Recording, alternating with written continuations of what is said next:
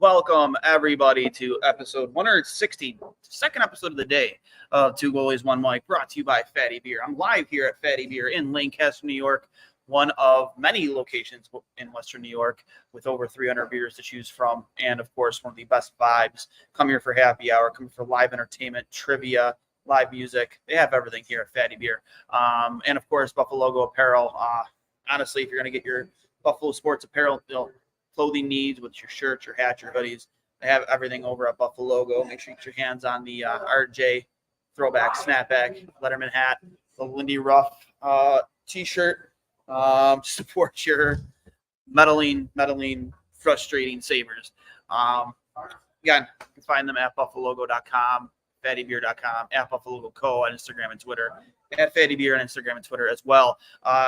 Just heading into hour 4 of NHL free agency, and obviously you had like the tampering period before that where a lot of news broke before noon. If you were a guy or a fan or whatever hoping for a massive improvement to your bottom six, you got it, right? You got Jason Zucker at $5 million. You got Sam Lafferty for 2 years.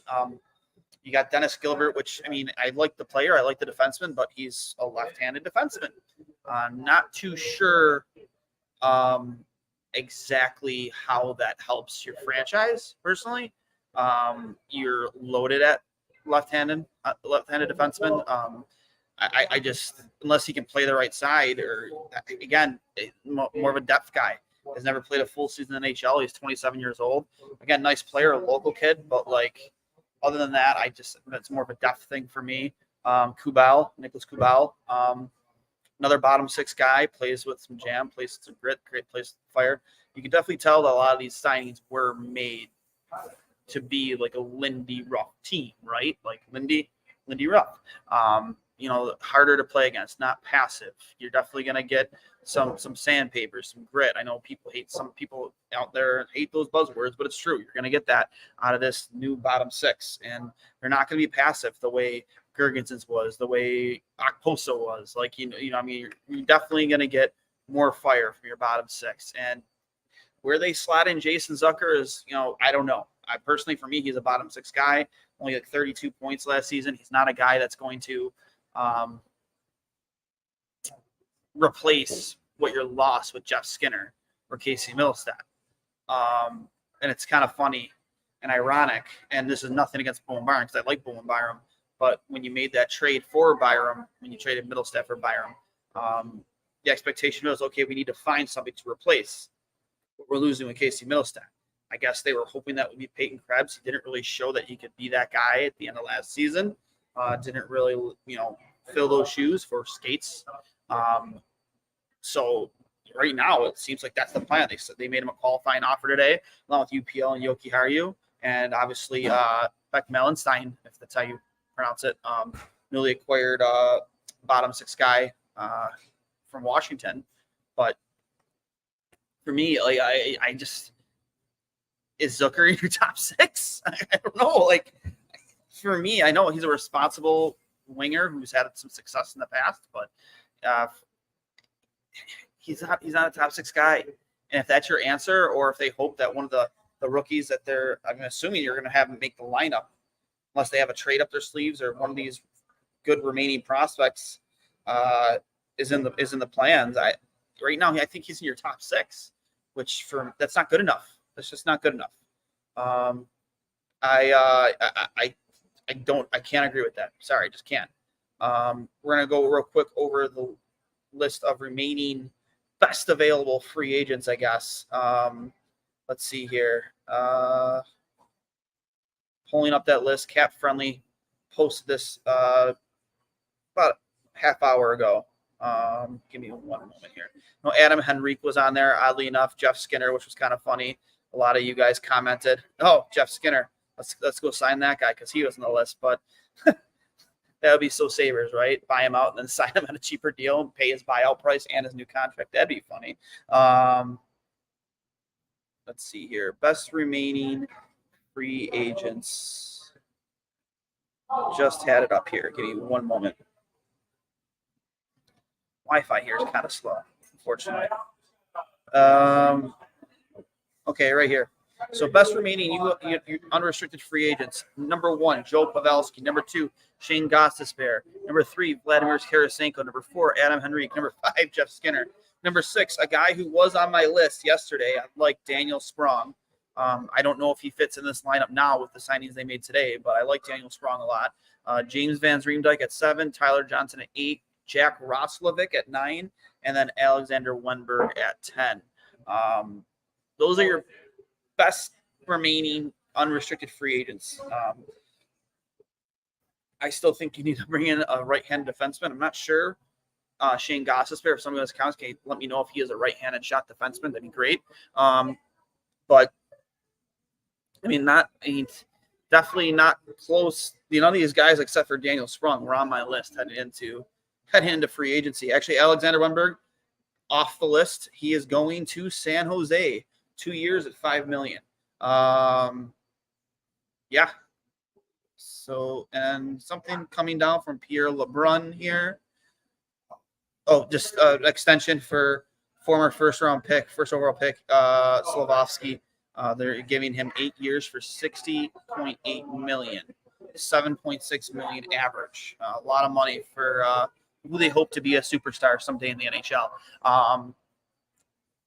That being said, not enough done today. It was a better day one of free agency this year than last year when all they did was sign Connor Clifton and Eric Johnson. But nothing really sexy, which I'm not sure if you're expecting sexy, not sure if you're expecting something to be groundbreaking. We would have liked a legitimate third line center. We would have liked a top 6 scorer. We didn't get any of that, at least so far. It's just under 4 hours into day one. If you want to count tampering as part of that, you can. So more than 4 hours. But yeah, definitely underwhelming to say the least.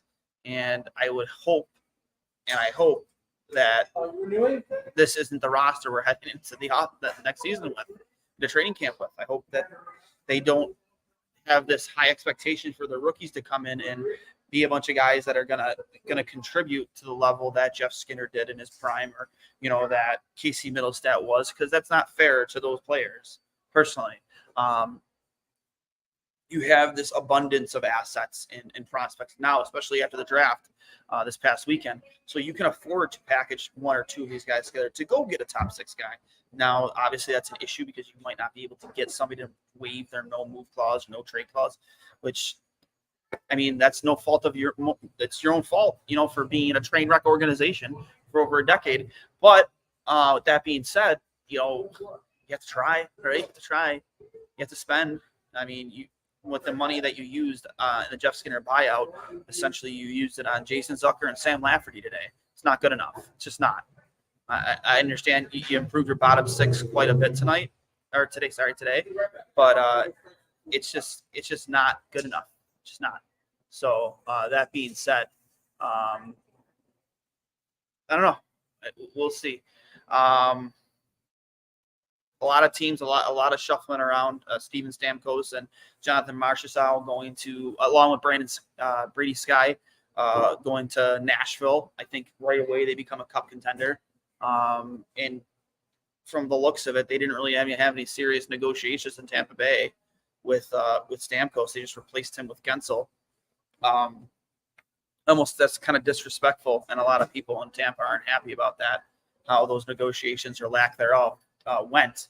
But I think Nashville immediately becomes a contender. They locked up their goaltending for quite some time with the extension to UC Saros. I think they're just a very well-run, well-oiled machine there in Smashville, with Barry Trotz at the helm as GM. Very top to bottom, a great organization. I can see why any player would want to play there. It's a great city. It's a fun city. Always something to do. And then on top of everything else, just a very well-oiled machine, well-run organization. So not surprising there at all. Obviously, Patty Kane stayed in Detroit 1 year for $4 million base, a ton of incentives and bonuses attached to that, where he can make almost $7 million. Chandler Stevenson going to Seattle.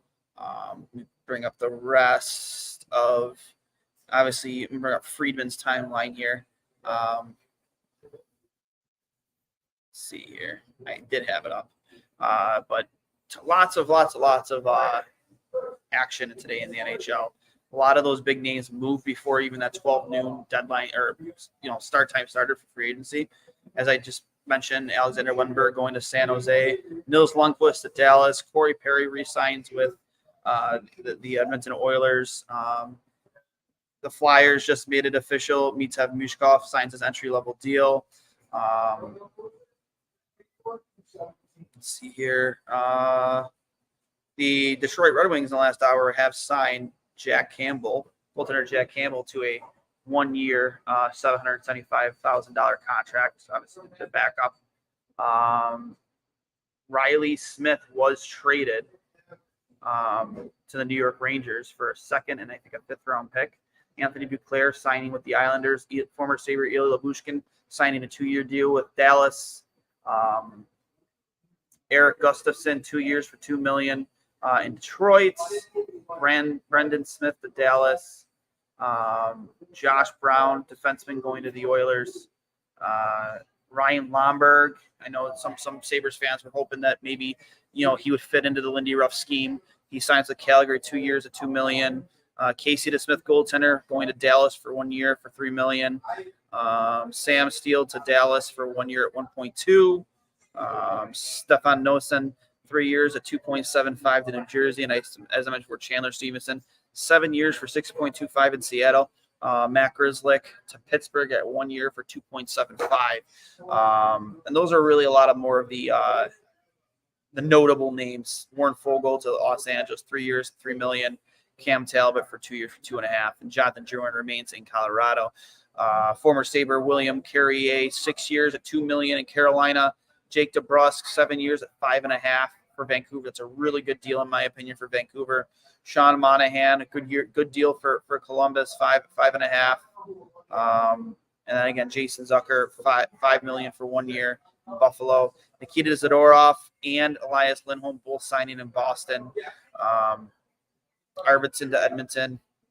Brady Skye, as I mentioned earlier, 7 years at $7 million for Nashville. And then Stamkos got $8 million per for 4 years in Nashville. And David Perron to Ottawa, 2 years at $4 million. Those again, most of the notable names moving around the league. Chandler Stevenson, he was top of my list as like my wants and my wish list yesterday. And I know I took some heat because I said I'd be willing to pay that guy $8 million, and I still would. I don't care. Maybe the term is way out of whack, and maybe you cut that term in half, or maybe 3 years. But for me, you have to be willing to take risks in this league. The Sabres haven't taken many risks. And Chandler Stevenson, the guy has a pedigree of winning. I don't care. I don't care about your heat maps. I don't care about your charts. Don't show them me. You're wasting your time. You're literally wasting your time looking them up, copying, pasting them to a tweet, and send. I don't care. I do not care about your math. That stuff does not be able to give you a proper readout of the pedigree of a player. Chandler Stevenson has done nothing but win in this league over the past 5 years. He has been one of the unsung heroes of Vegas for a while. A guy who just goes out there and does his job. Is 5-out-5 numbers or analytics the greatest? No. You know what? The guy has been on deep playoff runs. He has a cup, and he's been in a culture of winning for quite some time now. And that's something the Sabres don't have. I think the closest thing the Sabres have to that right now is, in fact, a guy who's barely old enough to drink in Bowen Byram. That's not good enough. You added some stuff with Sam Lafferty and Jason Zucker, and sure, that's great and everything, but still, you just don't have enough experience in winning on this team. You just don't. And for me, I need more. I need more winning pedigree on this team. You don't have it. And if this is the team you're going to head into training camp with, I'm scared.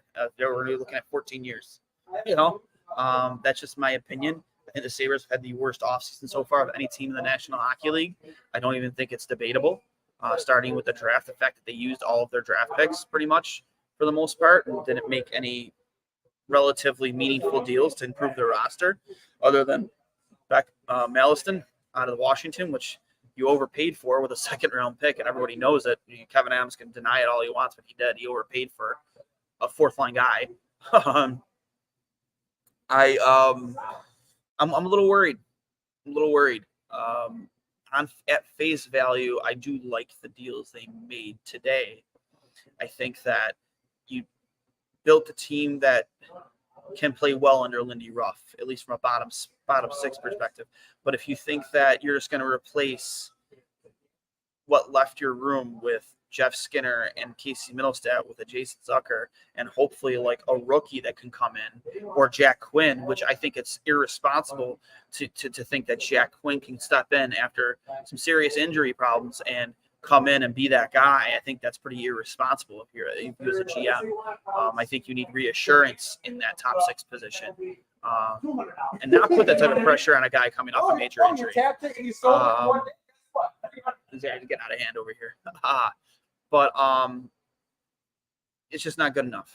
It's not good enough. I hope that Kevin Adams has something up his sleeve, because I think we all know, and I don't think I'm wrong for saying this. I think that his job is on the line.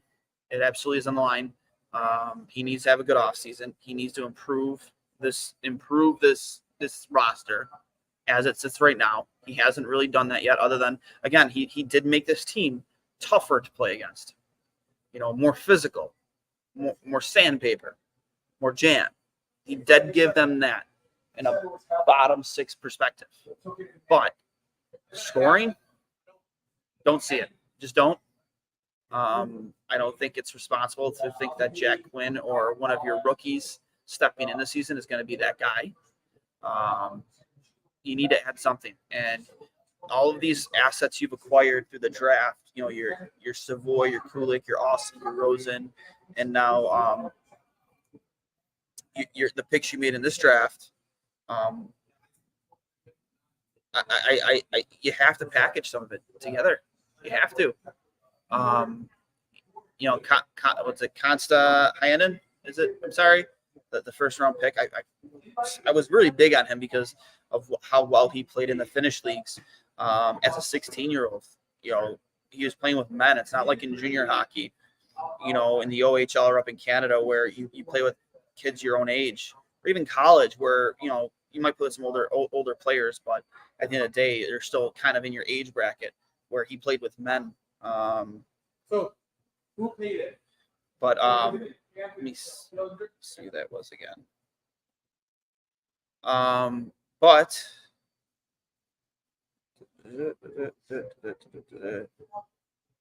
see who it was. Who was it? One second here. I didn't want to mispronounce the name. Consta Helenis. Out of the Liga.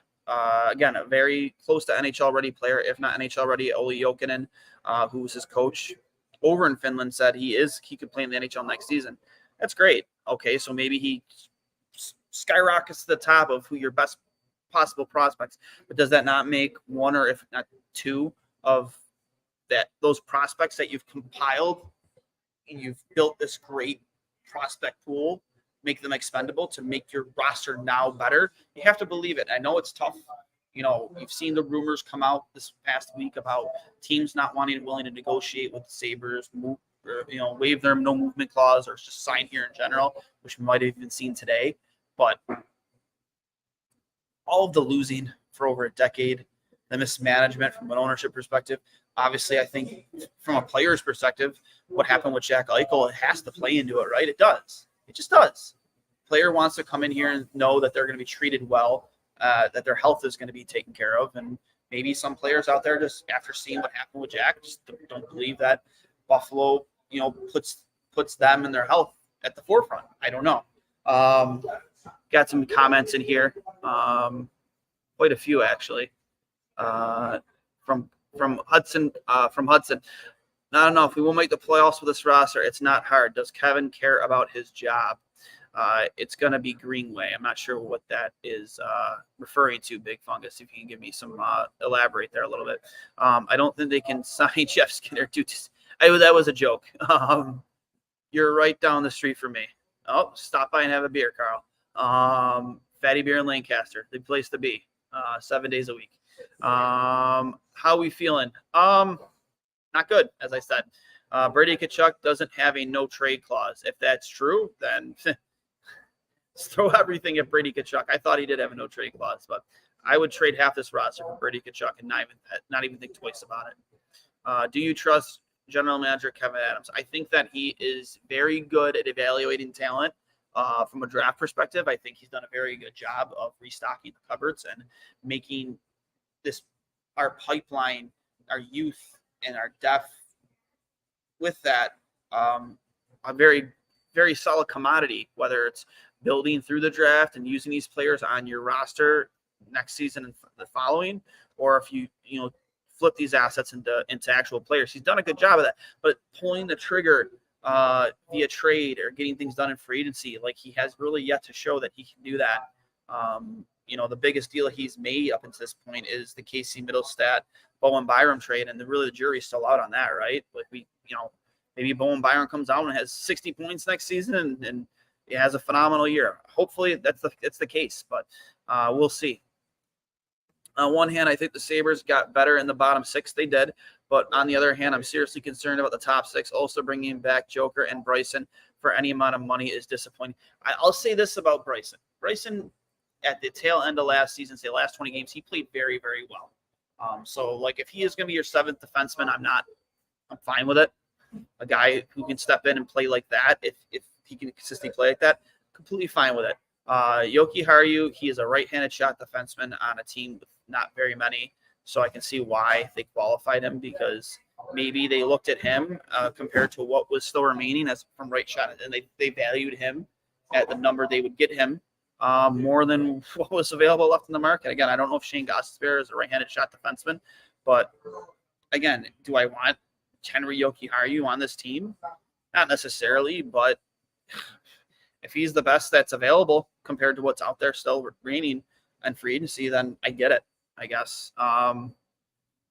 Duane, I know I think a good fit in Lindy's defensive system, and I don't believe the team's power play will be much better either way. I mean, it was kind of more of a joke, Matt. But Jack shouldn't have lied about how he got injured. I don't know the specifics on that. I thought it happened during a game. As far as I know, it did. Greenway in the top six, I meant. Oh, yeah, I mean, if that's not good if Greenway's in your top six. Not good at all. Not good at all. Once again, searching for a top pair D-man to play with power. Right now, I think they think it's Samuelson, healthy Samuelson. I do believe that. So, but again, am I angry as I was last year about what was done on day one of free agency? No. I think they did improve some areas of their team that they desperately needed to improve on, but they definitely didn't improve that much on putting the puck in the net, and that's where they need to improve. I think they became a more aggressive, physical, violent, defensive team today, but in terms of, again, putting the puck in the net, they did not improve there at all, in my opinion. That being said, guys, again, I wanted to keep this one short. Recap. I'll pop on again live at some point tonight if, in fact, something else happens. I know we all saw, I kind of joked about it. Kevin seems to be at development camp today. I know he has, scouts hopefully working. I wish kind of he was in a war room working. From a looks standpoint, I don't think it's good for him to be sitting. I don't like the fact that he's sitting next to Lindy Ruff watching development camp rather than being in a war room. And that's just me. You guys might feel the same way, but I want him grinding this one day out because it could mean his job. That being said, one sec, Mr. Greg Day, you got anything to say to the fans? Got anything to say to the fans? Come on over. We're going to get the manager of Fatteyb Beer Lancaster here to give you his thoughts on free agency. They want your thoughts on free agency. Come on over. Tell them. There he is. My thoughts on free agency. Let's hear it. Sabres are brutal. They have to pay way above market to get players to come here. And they couldn't even do that. No, they did with Jason Zucker. Jason Zucker equals Stanley Cup. Said nobody. They're nowhere. I mean, they're a mess. Tell them why they should come to Fatteyb Beer in Lancaster. 300 beers to choose from, positive vibes. Tonight we have trivia at 7. We have Lloyd's Taco Truck at 5 to 8. Rest of the week we have the Lancaster 4th of July celebration. It's going to be good times. See you soon. Awesome. That being said, guys, I'm going to sign off. This has been episode 160 of Two Goalies, One Mic. Free agency day one recap. Again, if anything of substance happens again, we'll pop on again live. But for that, just enjoy the rest of your Monday. Enjoy this nice weather. And as always, and forever, go Sabres. Talk to you later.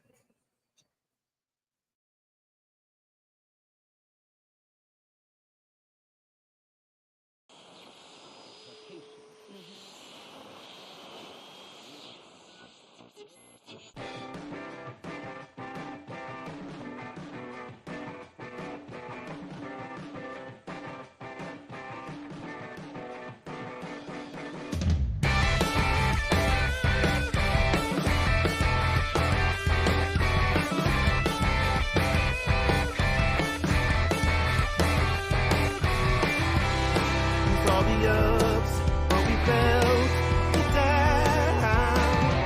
Streets are boarded up in this border town. All the small secret landmarks.